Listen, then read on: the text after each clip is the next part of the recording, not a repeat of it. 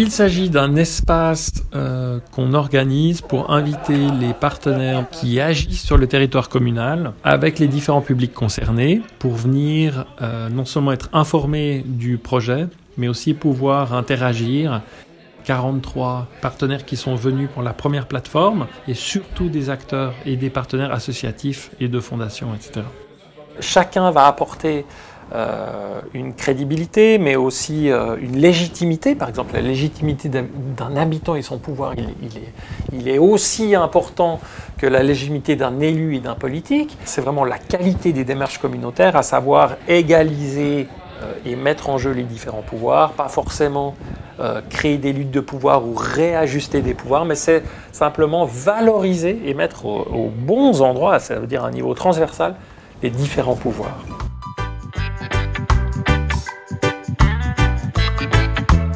Si on se voit aujourd'hui et qu'on lance une nouvelle manière de collaborer, où il n'y a pas un collègue et un médecin, il y a des experts et qu'on mélange des champs d'expertise, c'est une plateforme de coordination basée sur un setting précis.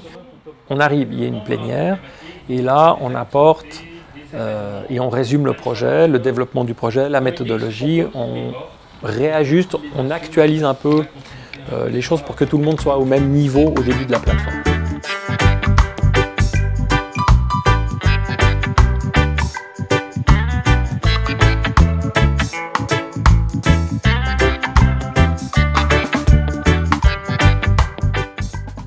Je me réjouis de pouvoir entamer ce travail de cause commune, même si il y a déjà longtemps que beaucoup d'entre vous y travaillent.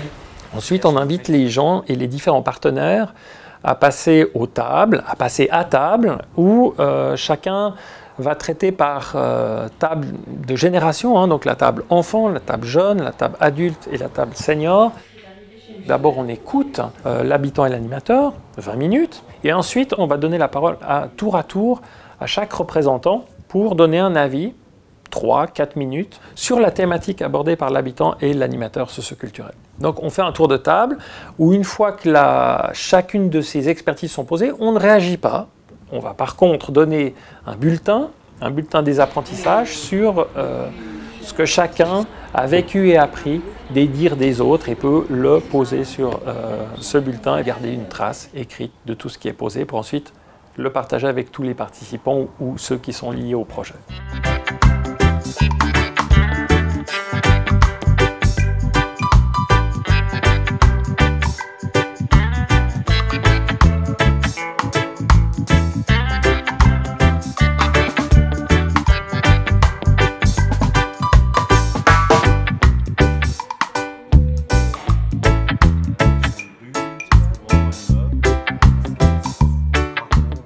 On prend conscience de la réalité du terrain parce que des fois on pense mettre des choses en place et on pense que ça fonctionne et ça roule.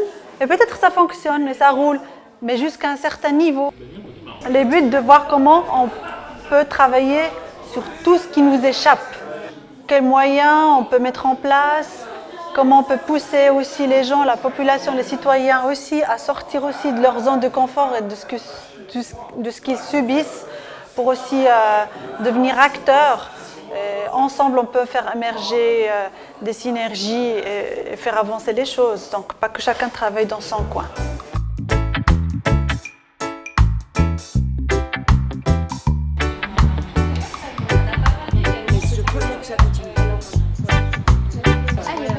Je trouve super intéressant l'élan de la population qui vient, qui veut participer, qui a envie que ça bouge, qui sont preneurs de tous ces projets. Là, on a quand même de plus en plus de parents qui viennent, parce que c'est vrai que même que c'est référence enfance, on travaille beaucoup avec les familles. Le fait qu'on soit là pour les écouter, les aider à créer des projets et à avancer avec eux. Le fait qu'ils ne se retrouvent pas seuls.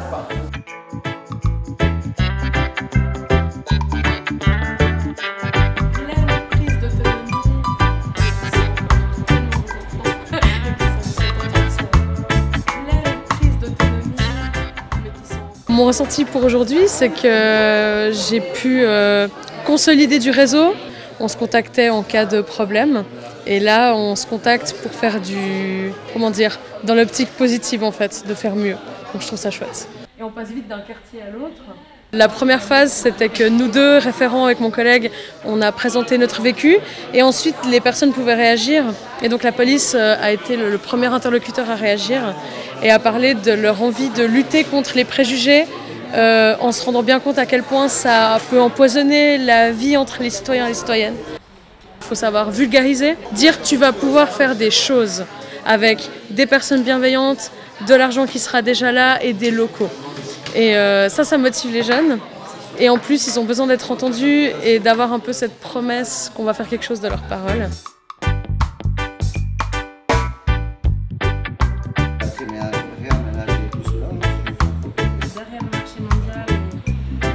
Le but, c'est à partir de ces histoires et de ces premiers contacts, c'est de pouvoir maintenant faire des entretiens qui sont plus longs, qui ramènent encore plus d'informations.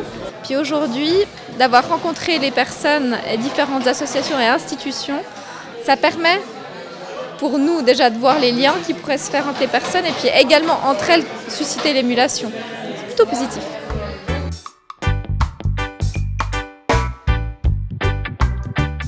Différentes thématiques qui sont ressorties et surtout c'est vrai des besoins liés aux liens sociaux, à la rencontre, des problèmes de solitude, donc c'est des choses qui sont ressorties en premier. Un super moyen pour nous pour savoir ce que vivent les gens dans les quartiers, puis surtout qu'est-ce qu'ils ont comme besoin, comme demande, et ensuite pouvoir essayer d'avancer un petit peu avec eux, toujours avec ce but, c'est d'améliorer la qualité de vie des habitants de Chavannes dans leur premier lieu de vie qui est le quartier. En fait.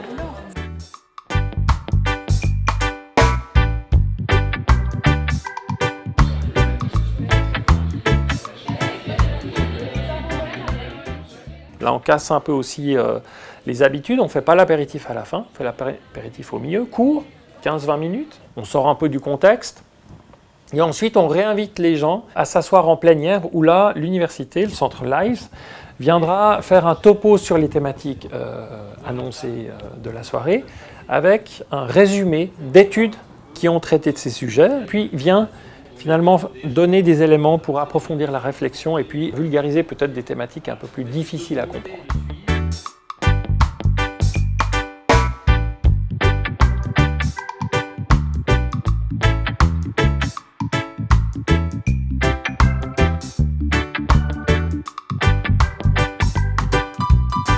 L'idée, c'est de faire une recherche qui suive le projet et qui voit l'impact de ce qui va se passer. On va essayer de voir un petit peu dans le temps s'il y a des modifications dans les réseaux des gens, s'il y a des modifications dans leur santé, dans leur participation à des activités. Donc on va essayer de documenter, de suivre avec des méthodes de recherche en sciences sociales, le processus en fait de cause commune. L'idée est aussi de voir comment l'université peut être un peu plus perméable à la commune et la commune à l'université. Donc, on essaye donc de créer aussi là des ponts et de profiter de ce projet pour changer un petit peu aussi ici les pratiques des uns et des autres. Combien de personnes en fait? Il y a combien de personnes qui vont s'intéresser à Chavannes ces prochaines années au travers Le monde entier va s'intéresser. Un peu comme maintenant. Ça change pas. En fait. Cet accompagnement, c'est une des plus-values voulues du partage avec l'université, donc de aussi les sortir des murs pour concrètement partager leur savoir et monter le niveau de réflexion en continu, mais aussi ils ont le mandat d'évaluer la qualité de vie sociale des quartiers et aussi à confronter ce qu'on vit par rapport à ce qui s'est vécu ailleurs pour pouvoir un peu aussi repositionner les choses.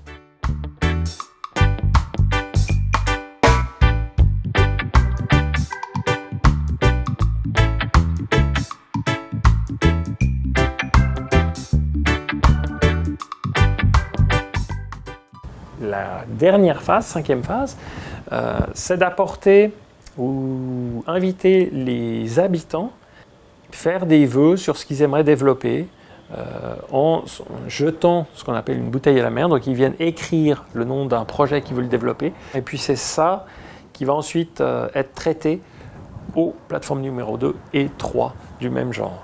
Terrain multisport. Terrain multisport.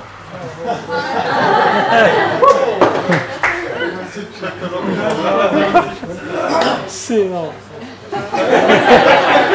Du coup, on a noté terrain multisport parce que voilà, ça fait des années que... Enfin, ça date vraiment, ça fait, on pourrait dire 10 ans facile qu'on veut quelque chose dans notre quartier à la Blancherie. Et on a imaginé des activités qu'on pourrait faire si on avait un local. Donc il y avait de l'aide aux devoirs, il y avait aider les gens pour l'administratif s'ils ne sont pas francophones, enfin il y avait beaucoup de choses différentes et voilà, très variées qui permettaient de faire vivre le quartier. Penser cette nouvelle manière de vivre ensemble, l'habitant qui participe à la construction de quelque chose et qui a accès pour une fois peut-être à d'autres personnes, donc ça sera peut-être sous la forme d'une conférence, d'une discussion, d'un débat. Merci à vous tous et j'espère qu'on aura l'occasion encore de renforcer plus ce projet, de l'accompagner et de l'enrichir mutuellement. Et merci encore.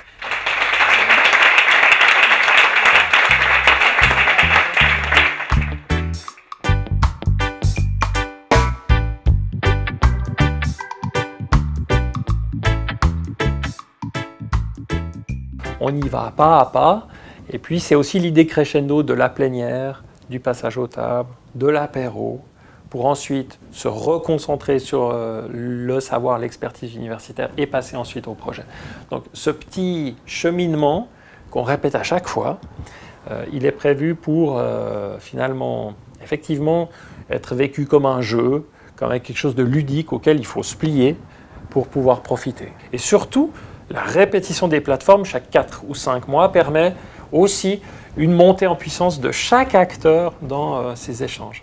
On ne vise pas seulement ou uniquement la création de projets particuliers. Bien sûr, on veut le faire, mais on veut aller plus loin. On vise finalement à toucher à la culture de construire ou de vivre ensemble dans une commune.